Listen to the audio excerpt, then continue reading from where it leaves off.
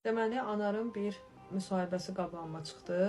Müsahibə götürən ondan soruşurdu ki, təxminəni niyə öldürdünüz? O da deyir ki, təxminəni mən öldürmədim ki, cəmiyyət öldürdü.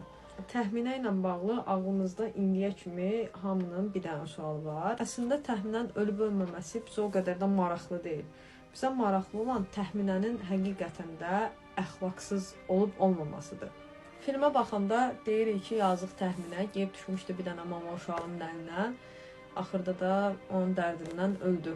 Zahar da getdi Frəngizi aldı, öz keyfində yaşamağa davam elədi. Amma kitabda hər şey biraz başqa cürədir. Təxminə ilə bağlı hansı daşı qaldırırsan, altından Spartak çıxır. Spartak təxminəyə həmişə kömək eləyir. Spartak təxminənin həmişə yanındadır. Hara baxırsansa, təxminənin yanında Spartak var.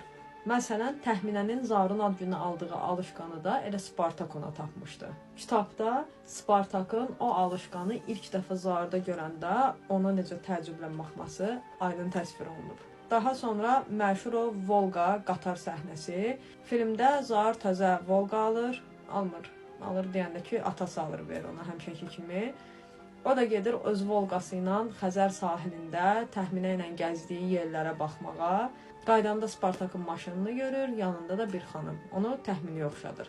Kinoda o Spartaka çata bilmir, qatar buna imkan vermir. Lakin kitabda Spartaka çatır Zaur. Çatır, nə çatır? Çatmaz olaydı. Zaur Spartakın maşınının qabağını kəsəndə içəridə kimi görsə yaxşıdır.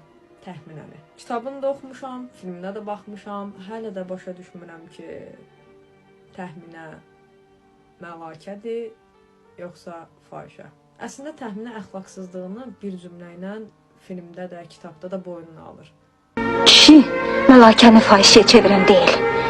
Kişi fahişəni məlakəyə çevirəndir. Bunun özü də böyük bir etiraf idi. Amma yenə də təxminənin əxlaqsız olub-olmaması haqqında real sübutlar yoxdur. Ona görə bir şey deyə bilmirik.